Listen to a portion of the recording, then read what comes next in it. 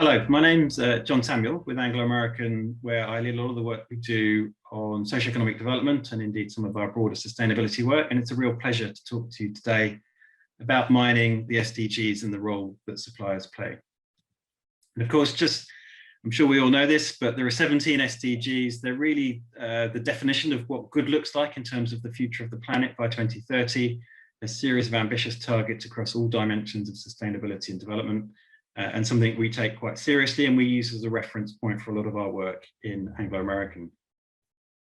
And our response to the UN SDGs is really framed for us in our sustainable mining plan, where we have three global sustainability pillars across the three ESG goals: environment, social, and governance. And we have 9 areas where we have targets, and each of those targets sets a stretch goal for us to achieve by 2030 at the latest. Some of them have earlier targets than that. And as you can see there, they're across a range of ESG dimensions.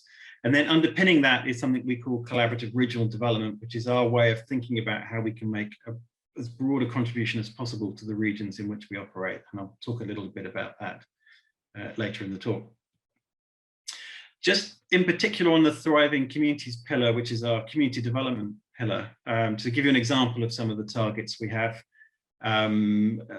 which is the central column here, for example. So in education, we want the schools in our host communities to be in the top 20% of the government schools in the countries in which we operate by 2030. On health and well-being, we want our communities to have met the Sustainable Development Goal targets for community health. And then on livelihoods, and clearly job creation is an important part of the contribution mining makes, we want to have supported and created 5 jobs off-site for every job on-site within the regions in which we operate. So that gives you a bit of a flavour of some of the targets we have, and clearly we have targets in other areas too, for example on carbon. So you can see there by 2030 we want a 30% absolute reduction in our carbon emissions, and we also committed to scope 1 and 2 carbon neutral by 2040 and halving our scope 3 emissions by 2040 as well. So a series of ambitious goals. When we set those targets, we actually didn't know how we would achieve them. So it's really driven an organizational focus on how do we actually achieve these targets, just as we focus on how we achieve other targets, you know, in safety, in production, in financial returns, etc. So just thinking sort of particularly about socioeconomic development and focusing on that, we sort of see a range of ways in which mining supports socioeconomic development. And these sort of the main ones at the regional and the operational level are summarized in this chart. And clearly some of these things happen anyway. So jobs and wages, for example, we will be doing recruitment. But some of them are also things we can enhance and optimize with interventions. And some of these things won't happen unless we actually decide we want to do them. So things like enterprise development, public advocacy, for example. And then we also have a view that some of these are more effective than others. So in our industry, we often get pressed to focus on downstream beneficiation of minerals, so manufacturing in country, for example. But quite often, that's actually not a very good way of supporting jobs. If you to look at sort of jobs and the cost per job created, you know, heavy industry such as metal processing, you know, is a very capital intensive and not particularly jobs intensive. And it might be better for us to actually look at opportunities in other sectors in the regions where we are that could be more sustainable and create more employment for those regions. And, you know, agriculture, for example, is a typical example of where we often see much bigger job creation potential in that sector that we can support than would be the case in supporting sort of in-country manufacturing of products made from the materials we produce. So we use this as a bit of a general frame. And then, as I mentioned, we have an approach called collaborative regional development. And that's really trying to get beyond sort of where the industry started to engage with community development projects, which is looking at sort of one-off projects within the immediate neighborhood of the mine. And we've done a lot of that, you know, no criticism of that at all. But what we've come to realize after doing that, you know, for many years, several decades, in fact, is that we actually have the potential to have a much bigger impact if we operate collaboratively with other partners. And those partners obviously include governments, but they include other mining companies, companies in other sectors. They absolutely include our suppliers, who are an important part of this, and they include things like development NGOs, community groups, etc. And clearly, most regions, most governments do regional development planning, and we absolutely recognise it's their job to lead on development planning. But what we think we can do is bring a particular business perspective to that, brings some insights that we have that we wouldn't necessarily expect anybody else to have. So, for example, we're focusing very much on a business approach, and we will, for example, have a much deeper understanding of our long-term investment plans in that region than anybody else will, for example. And quite often we can't disclose some of that stuff for things like stock exchange disclosure rules, of course. So we try and bring a business lens to it, and thinking about what could be commercially viable, what's productive. It involves a lot of listening. So we do actually look at all the regional plans that are there. We talk to all the stakeholders. We typically find that the good ideas are already known about and have already been identified by people, but often people working in isolation or working without the resources to implement. We then develop collaborative partnerships. And so we've done this in Peru and South Africa, for example. So in South Africa, we've developed a multi-stakeholder group called the Impact Catalyst, which has several mining companies, including South 32, Exaro, ourselves, for example, construction companies, banks, the government, development finance institutions, and NGOs, all working together to look at the regional opportunities together and then identify which ones look most promising and then act on them together. We also do a lot of data and spatial analysis to ensure that what we're doing is very much rooted in sound data, a sound fact base. And so an example of that is we will look at soil type, we will look at climate, we will look at skills levels, we will look at infrastructure, we'll look at natural resources, historical resources that could support tourism, for example. So we try and get an understanding of what's happening in that region, but also where the untapped potential is. So, for example, if a region has soils that are particularly suitable for a certain crop and the climate's suitable for that crop, and there's a strong global market for it, does that global market actually represent a better opportunity for local farmers than maybe what they're doing? And if not, we would move on. But if so, what are the conditions that are required to allow farmers to transition to better crops? And that might be both better in terms of finances, but it also might be better, for example, in terms of more resilient to climate change. And then we have a very sort of standardized project development process to make sure that we rigorously test all of these ideas, and then that we learn lessons from the implementation of those ideas. As we do all of that, there are a few principles that we try to observe in all of this work. So one, we try to be programmatic. So rather than doing small one-off projects, we actually try and do large, long-term projects, and that allows us to plan better. It allows us to get better partners. It allowed us to bring co-funding in, for example. We always try and do it in partnership. As a mining company, we don't believe we have a great deal of development expertise, but there are all sorts of partners out there that do.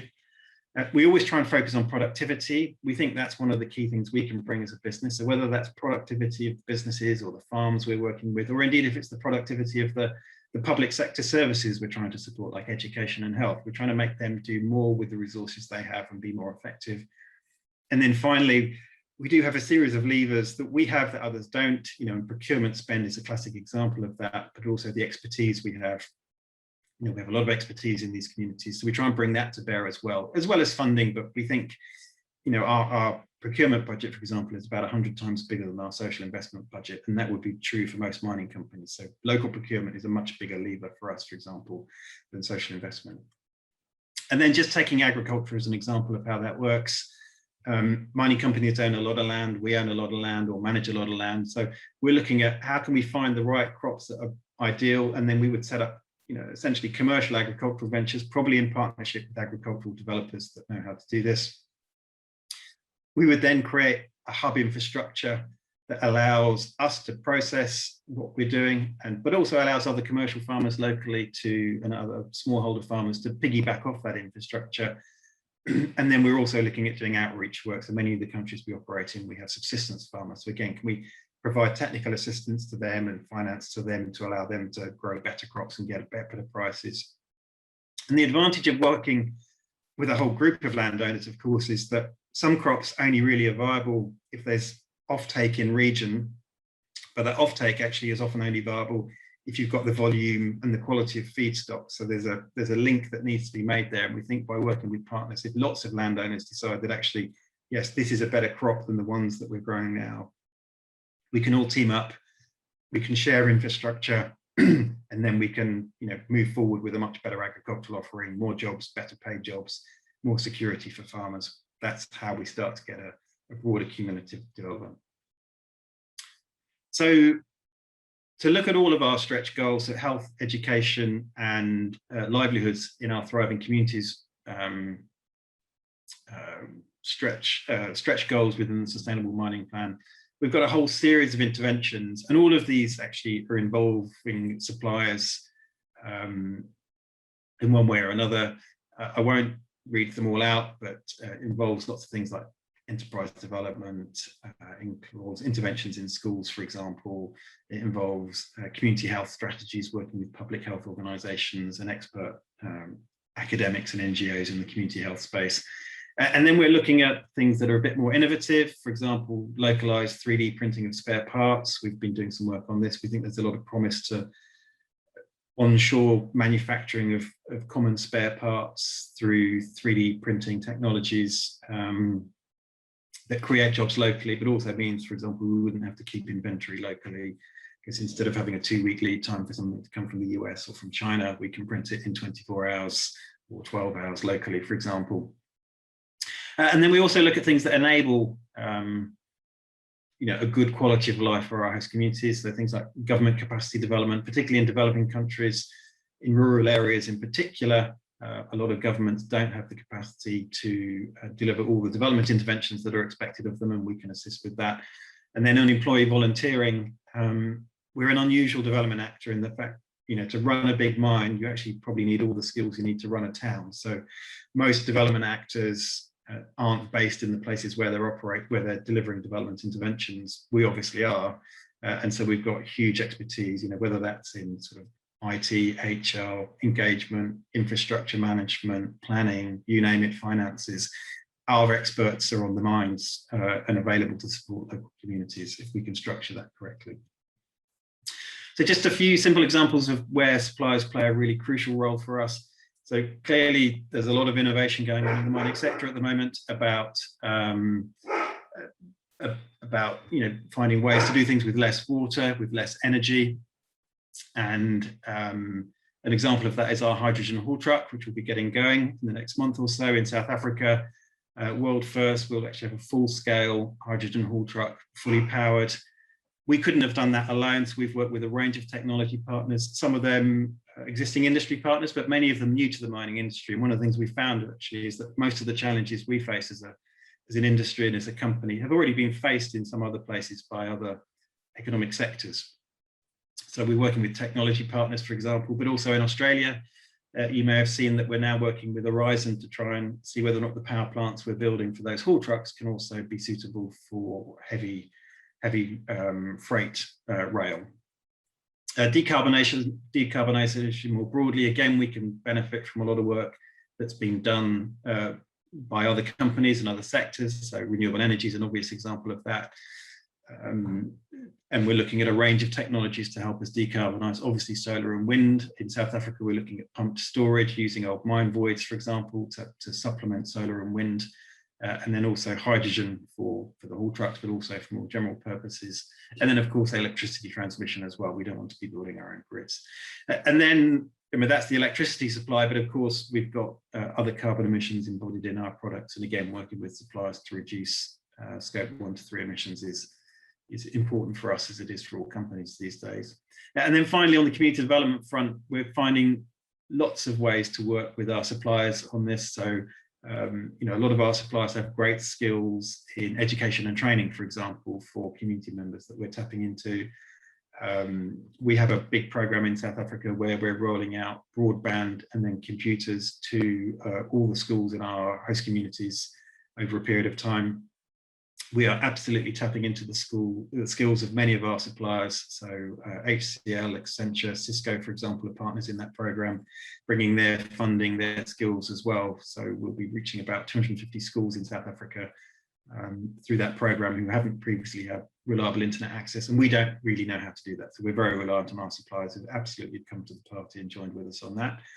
Collaborating on larger regional initiatives, as I mentioned before, through our collaborative regional development approach.